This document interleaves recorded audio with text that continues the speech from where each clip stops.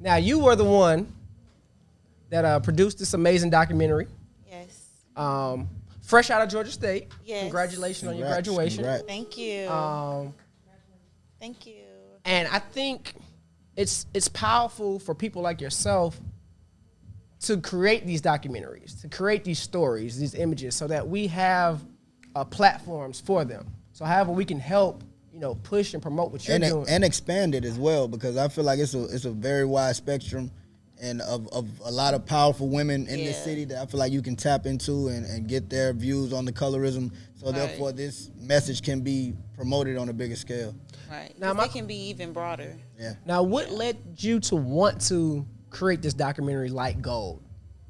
Well, it's something that me and my friends always talk about. Okay. And I'm cool with people of like all different age groups. And I even talk about this like in my family, between the women in my family. And I've learned so many different perspectives throughout the process of just growing up and going through it myself. And I realized how much it affects us. Like how we are treated as we're growing up affects us as adults. Definitely. Even like wanting to pursue certain things in life and feeling confident enough to go out wearing certain things, like that all has a lot to do with how you feel people are going to perceive you. And it all goes back to skin tone and, like you were saying, how dark-skinned women get in the club last, or like different things like that you experience throughout your entire life. Most people don't realize that it molds you. It takes a part in molding you. Right. And it's something that we have to do better. We have to start doing better at bringing each other up and not having those standards. One thing I like about the documentary is the title in itself. Because I was one of those people who's big on research, and melanin is actually valued more than gold. Darker skin around the world is a higher value than gold. Right. And so even though it's called light gold, our value as a skin tone and complexion is that more than gold. You know what I mean? And so I just want to say kudos to you for having the courage to step out and put together something like this. Yeah. And thank you for allowing me to be a part of it. Of course. But how is your interaction as far as protection from black men throughout your process of being a young black woman? Like just growing up and becoming an adult. Mm-hmm. What do you mean process? Like through your experiences, do As you far as protection from black men? Or do you feel like you may be protected, and some of your friends may not, or how do you feel those interactions happen? Honestly, I can say like I don't really feel protected, and I think it goes back to my dad. Like I always say fatherhood. Yeah. I always say fatherhood plays a huge part. it starts with your father, and I never felt like my dad really protected me, like growing up. Yeah. Yeah, I say Like- I've always said parenthood is the key form of Definitely. everything that we go That through. makes you who you are. And just growing up, and it was there. I knew he was there, but it wasn't like if I did something at school, my dad wasn't going to go up there and cuss everybody out. Like if somebody robbed me right now, I don't think I could call my dad. He's going to pull up and, no. Gotcha. I could call like my uncles but still, like I didn't get that from my dad. Right. So, do we think, or can we collectively agree that maybe most black men don't see that protection from their fathers of black women, and they don't see an example of how to interact with black women? Right. Yeah. Let alone how to protect. How to love, how to protect, right. how to guide, anything. I think the example, but I do think that our generation is a one of change. I do think we're on a cusp of moving forward, and we're getting to a point where it's a better space a little bit. I think more fathers are being involved in their sons' life. I think so many men grew up without fathers, and they understood that pain, that they don't want that for their children. Right. I think we have to really get to the basis, to the root to the foundation of our issues so that we can collectively move forward. What we looking like, Dave? 5? Okay, cool. Solid 5. Solid 5 minutes. Oh yeah, I'm done. Thank you. I Now, appreciate it. Let me Great job, let me too. introduce the guy that's walking to the to the chair, to the conversation chair. This is Mr. Christian Wise Smith. He's an attorney. He actually ran for district attorney last year. So become a good friend of mine and an advocate for our community. Well, first I want to say, man, this is brilliant what you're doing. Because I think the conversations, they bring people to the table. And when you get people to the table, that's how you make progress. Right. So thank you for this platform. So it's interesting that, you know, you mentioned the thing about parents, and we kind of talked about domestic violence a little bit. I just got a call a few hours ago from my little cousin, married, 6 kids, asking me to help her find a divorce lawyer because her husband decided to put hands on her. You know, she found out he was having an affair. She said, hey, I'm taking the kids and I'm leaving. And his response was to get violent. He couldn't accept that rejection that you talked about earlier. Yep. And he couldn't accept that it was over. So he resorted to, in my opinion, like you said, the weakest thing that a man can do. And so, but I want to tie that into the parenting piece as well. Okay. So she grew up seeing her uncle, or her dad, my uncle, served 9 years in prison during her childhood. So for a period of time, her father wasn't there. But, you know, she had cousins and uncles and things, and people like me in her life to kind of balance that out. So I told her 2 things when we spoke last night. I said, 1, we got to make sure you protect it, right? We got to make sure that you don't fall back into this cycle of being back with this guy after he showed you what he's willing to do. And then 2, he did this in front of their 6 kids, all boys. She had 6 boys. So I said, we got to protect these boys too, because now they've seen their father do this to their mother. And we got to deprogram them quick. That's So, not okay. How was the oldest one? the 3rd age grade. range? So the oldest one is like 8 or 9. Oh wow! So they back. So she just They had her back to 6th back, baby back to like back. 3 months ago. Yeah, she been pregnant for like 8 years straight. Yeah. So So I'm sure he's. Oh, Sorry. God. That's No, that's, so that's but I wild. want to tie this in too. So, you know, mention me running for DA, me working as a prosecutor for so long, I saw so many domestic violence cases. And all of them had this one thing in common. The woman, the victim, would say that she had some issue during childhood, either molestation, some issue happened with a father or a family member. And then with the guy, there was this, I can't even describe it, just this trait of somebody who did not have self-respect and who did not have self-confidence. The So guy I think one of you guys mentioned earlier that guy wouldn't do that to another guy, the things that Right. they do to women. And I saw that all the time. They would be in jail in front of a judge crying, bawling their eyes out. I'm like, what you crying for? You weren't crying when you put your hands on this woman. Right. Then they would be looking at the woman, baby, please, please, please. And I'm like, no. Right. And throughout my years, unfortunately, I had one woman who kept going back until she died.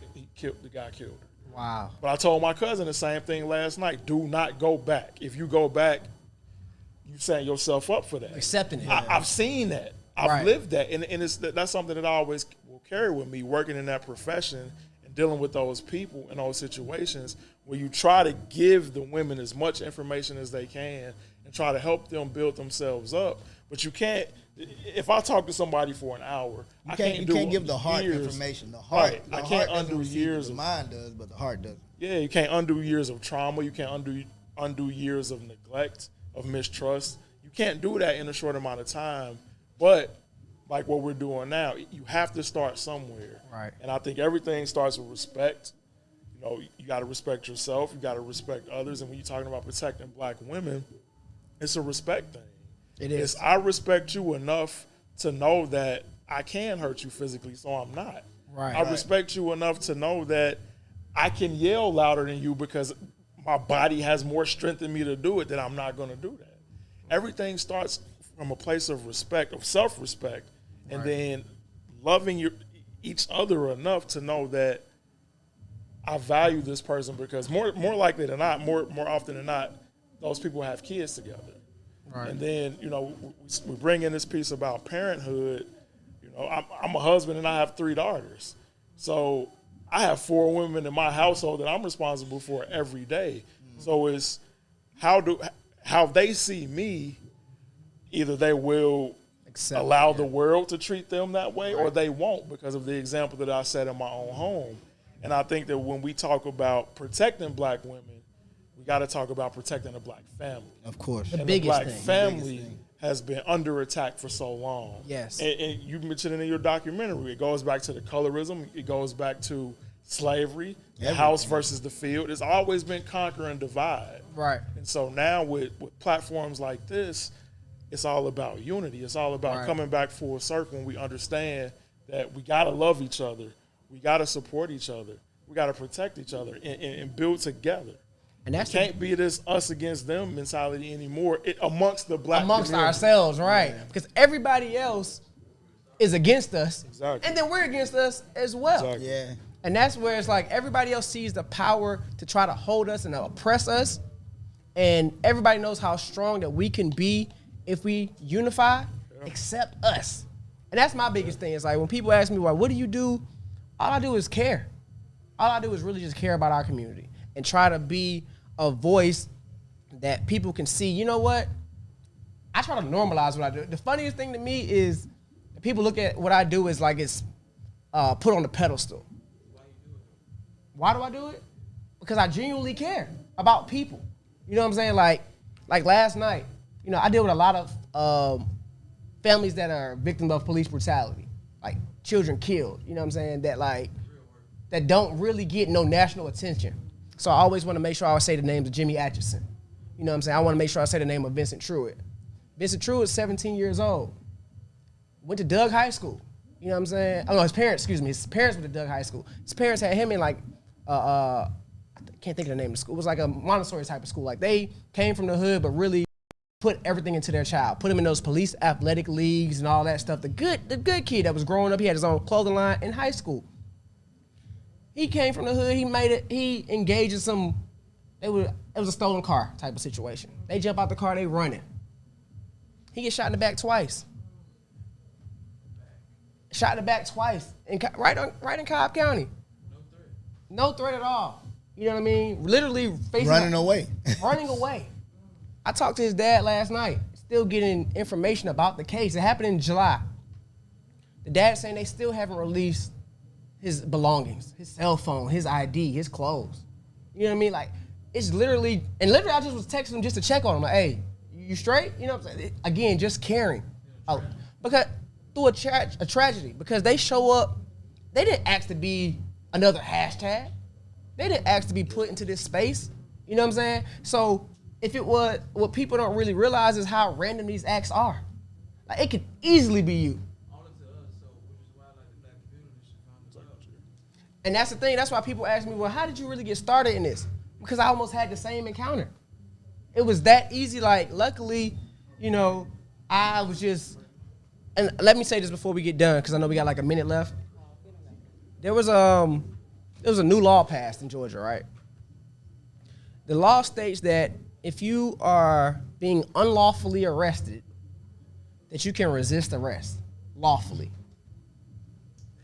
Don't get your black ass killed playing with these people, man. That's a fucking setup for your black ass to be killed, bro. That's a new law? They got signed today. It went through the Georgia Supreme Court, where a person in 2018 had an encounter with the police. He was walking. They tried to cite him for loitering. Now, clearly, when I tell you this story, we're going to assume he's white. He gets arrested. He headbutts the police officer. He tackles the other police officer. And he lives to tell about it. White. If you think your black ass is going to headbutt a police officer and tackle the other one, and you're not going to let go the whole clip on you, you's a fucking fool. And so I've been seeing everybody reposting that today, and it really was pissing me off, and I really was going to make a video about it. We'll use this clip. Because I really was going to make a video about it tomorrow. Like, y'all stop promoting this bullshit. Because you're going to get us killed. What you're going to have to do is diffuse the situation in the best way possible. Take your ass whooping, if they do that, and try to live to see the next day. Because we're such a threat to society mentally that they fear us for us doing nothing. We don't have to do anything to be feared. We just have to exist. But that's also understanding how powerful you are. That you fear my presence. I ain't did shit but breathe. I'm sitting here just breathing, and you look at me as a threat because I'm a black man. So we have to understand the power that we hold in society and understand how powerful we can be if we unify. If we all take a step back and say, what's best for us as a whole? So when you ask a question like, what makes me do what I do? Because I want to know, I see what's best for us. I'm a us first thinker. Most people are a me thinker. What benefits me the most? I could care less. I'm gonna be all right. One thing I know is I'm gonna be straight. I'll figure it out. But for me, it's like what's really for best for us as a whole? And the first step is protecting black women. Is protecting each other. It's how we have a dialogue amongst ourselves. Or like you said, protecting black families. The whole family structure. We got to start. The whole family structure, like, it's so crazy, you know, dang, ooh, Dave, we're going to go over. I'm sorry. Oh, well. We do it every time. We could. Bet.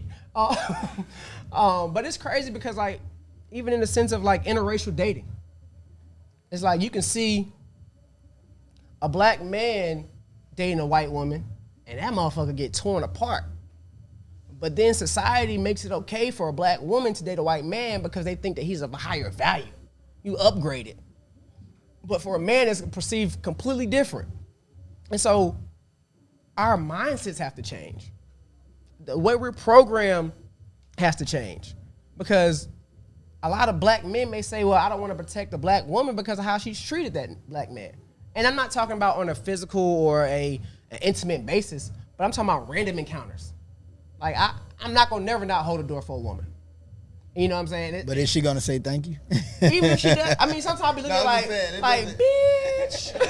I'm going to look at her, but I'm going to still do it. Like, right. And I'm not. But, it's always being the but bigger. Also, you gotta be the bigger. But it's also doing things not looking for the pat on the back. Right. Yeah, you're right, though. For sure. You know what I'm saying? It's like, I don't need that. that. On the back, though? Huh? Do we ever get that bitch, though? I mean, that's, Do you need it? I mean, Hell fucking God, nigga. See, I don't need it. I don't need it. I don't need a pat on the back for being me. You know what I'm saying? For me being, I don't need a pat on the back for being a good person. I'm not a nice person, but I'm good. I do good gestures, but I'm not nice. I don't never perceive to be the nice guy. Any Fuck woman that. that's in my field of view, I've always made sure that they were treated right. You know, if I could make sure you got home safely, if you couldn't get an Uber, if you couldn't get a safe ride, I'd accommodate that with no, I don't need no thank you or none of that. I don't need no money back or anything because it's something that I genuinely wanted to do. At the same time, like Smart said, I don't think it's taking a step back. I think it's taking a step forward because a lot of times we take a step back in everything that we do. It's easy to just, because like without him, shit, I wouldn't be here doing this. I'd be hosting a party. He know what I do night in, night out. All because the basis I'm caught up in my consistent world. My consistent world is every day. You can ask him every day of the week. I'm out of the club. Y'all wanna go out? Yeah, like, y'all wanna go somewhere? I'm there. Like, you wanna go to the club? No. Yeah, like every time. One of my best friends is a rapper who hosts who has shows all the time, and one of my other best friends is a club host. I don't care about going to the club at this point. I'm straight on that. I get in everywhere in Atlanta for free. I call them, meet me at the door. But it's He about opened our eyes up to so much other things that I feel like is hugely important. Like even on the community side and on the side of even what we're doing with this podcast, even when we first talked about it, he was so passionate about doing it. I was like, bro, whatever, I'm there. I don't give a damn. Whatever, I'm gonna make sure I'm there. Whatever we got to do, we doing. But I think that over time, I think now that you're seeing the impact that you're having on the club industry and how people come up to you and want to talk about the podcast and talk about the conversations that we're having, because let me close this out with a little tagline. Conversations create change. But thank you. This has been another episode of Combos Create Change. This episode is Protect Queens at All Costs. Yes. Tune into our YouTube channel. My Instagram is Change Creator Smart. My website is changecreatorsmart.com. We are change creators. We're trying to put positivity into our culture the best way we can. And thank you for joining us for another episode of Combos Create Change. This is how we push the culture forward.